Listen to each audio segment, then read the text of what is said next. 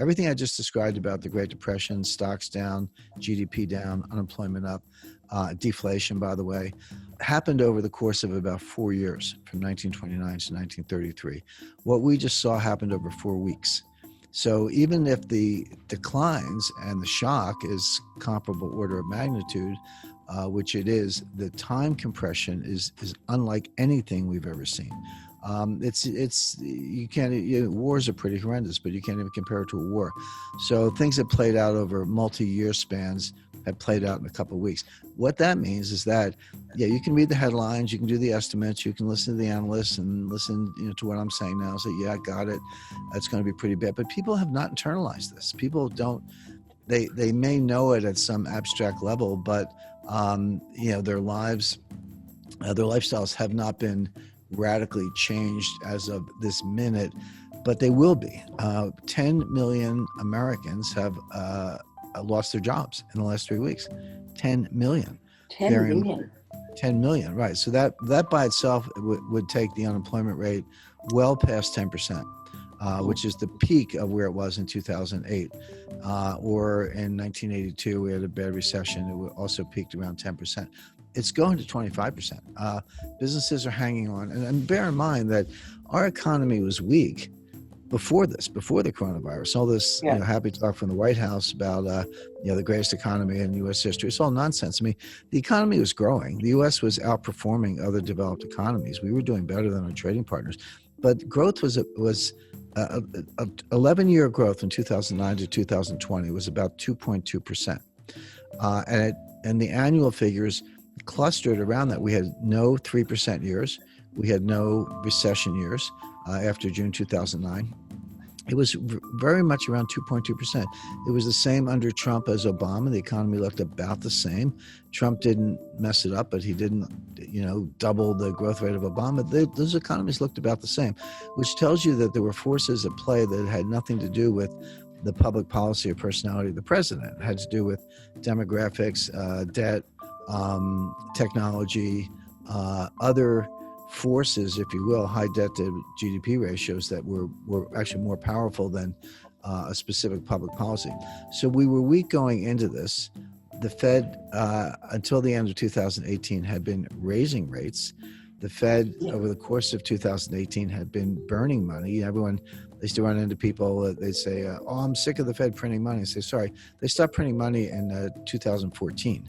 They were burning money. They were reducing the money supply from 4.5 trillion to about 3.8 trillion on their balance sheet between late 2017 and mid 2019.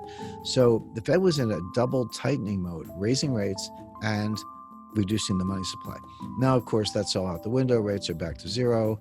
Where the balance sheet today, the Fed's balance sheet today, is $5 trillion. That's higher than it was at the peak of QE3, which was around $4.5 trillion. So the balance sheet's bigger. There's more money in circulation, and interest rates are lower, than they were a couple of years ago. The Fed was trying to get back to normal. And I said all along that in their effort to get back to normal, meaning 4% interest rates and the balance sheet of about $2 trillion, they would cause the recession they were preparing to cure. In other words, why were they trying to normalize the balance sheet and interest rates? Well, they wanted to get ready for the next recession.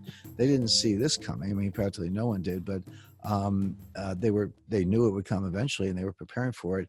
But I said they would fail. They would not achieve their goals before they encountered a crisis of some kind, which would force them to retreat. And that is exactly what happened beginning at the end of 2018. Powell first said, okay, I'm done raising rates. And everyone said, well, that's good. And then he said, well, now I'm actually going to cut rates. And I said, well, that's good.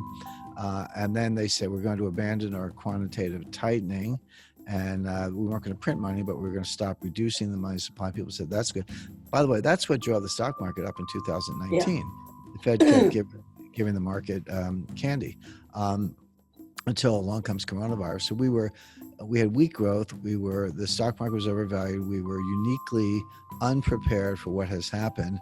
So the idea that a strong economy took a beating is false. A weak economy took a beating, worse than the Great Depression, and now we have to go forward from here.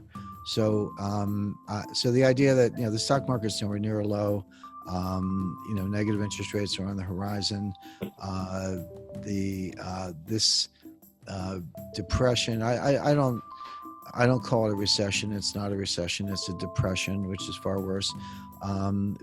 Let's see how long it lasts and what the damage is. But that's what we're in. And that has, people kind of, you can say it, you can read it, but people haven't lived it. The expression you hear right now is pent-up demand. Well, okay, we're all staying home. No one's going out to a restaurant or whatever. But once the doors are open and the virus is contained, we're all going to be running out, and that pent-up demand. So no, this is a timing difference. Second quarter will be worse. Third quarter, maybe fourth quarter will come roaring back, and you'll get your V-shaped recession. That's nonsense. It reminds me of 2009, 2010. I remember, you were around, I was around. We heard the expression, at least in the U.S., green shoots. Everyone was, commenting, here come the green shoots. Look at the green shoots. That was nonsense. They were brown weeds. They weren't green shoots.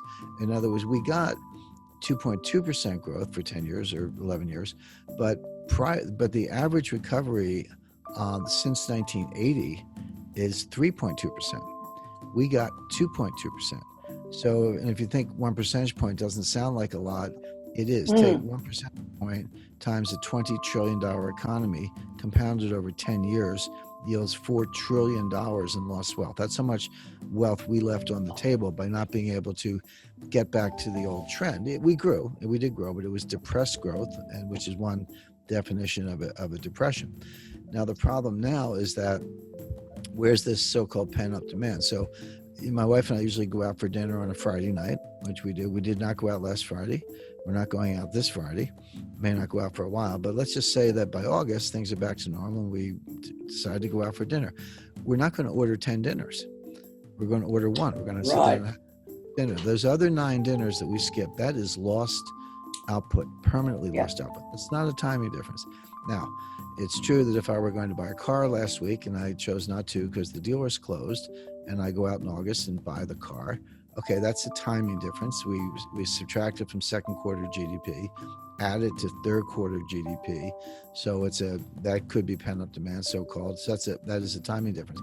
So then what you have to do to analyze future growth, you say, okay, well, of everything that's going on, how much are permanent losses and how much are temporary losses, timing differences?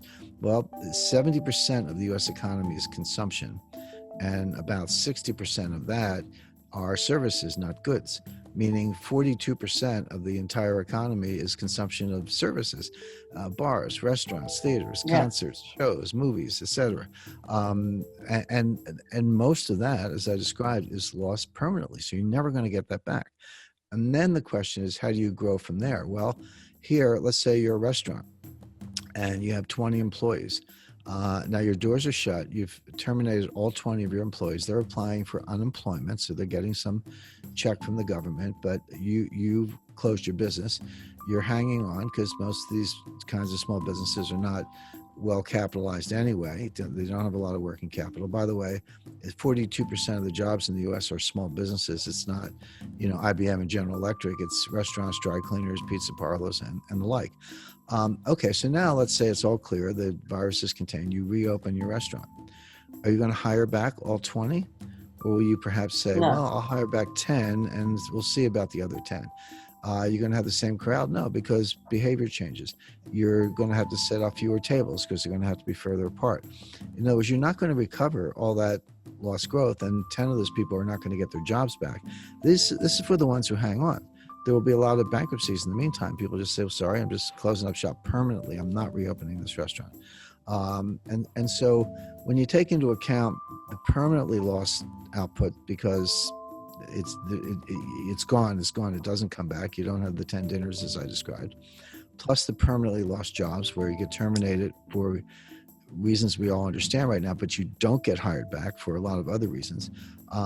This is a depression-like characteristic. So will we grow again? Yes. Will we hit bottom? Yes. But we're going to hit bottom maybe 30%. I mean, I always talk about this all the time in terms of hedge fund performance. When you're down 30%, and then you go up 50%. Well, that's 50% of 70, which is only 35. I mean, that the math doesn't work in reverse in terms of. Let's say we went down 30%, which seems likely. Let's say we had 10% growth. I've never seen 10% growth in a quarter in the United States. I've looked at a lot of time series. The biggest quarter I saw was during the Eisenhower administration in the 1950s. We had one quarter where the economy grew 8%. We had a couple of years under Ronald. The economy grew 5-6%. That's what a strong economy looks like, 5-6%. Yeah. Well, let's say we go down 30%, and it could be worse, but let's say 30. So now we're at 70. Okay, 70% of the former GDP, and we grow 10%, which is off the charts. Well, that's 7. Now you're at 77. Guess what? You're still 23 percentage points below the prior level of GDP. You grow 10% again. Well, add 7.7 more. Now you're up to 84. And you're still 16% below the prior GDP. This could go on, will go on for quarter after quarter. That's if you get the kind of growth I just mentioned, which is unlikely for the reasons I talked about earlier. So it doesn't mean we don't hit bottom. It doesn't mean we never grow. What it means is that we don't get back to those levels for years. Okay, so given that we're that dire prediction, as you said, this is not something that's going to go away, and people are talking up the fact that it will go away. What should people do? Reduce your exposure to equities. I'm not saying go to zero, but stock markets have not hit bottom. Number one, build up a store of cash. People turn up their nose at cash. You go, well, it has no yield. Well, it doesn't go down 30% either, or 50%. But first of all, cash does increase in value in deflation. When you have deflation, I'm not talking about disinflation, I'm talking about deflation, which is coming. The value of cash actually goes up. Your dollar buys more if prices go down. So your cash is actually more valuable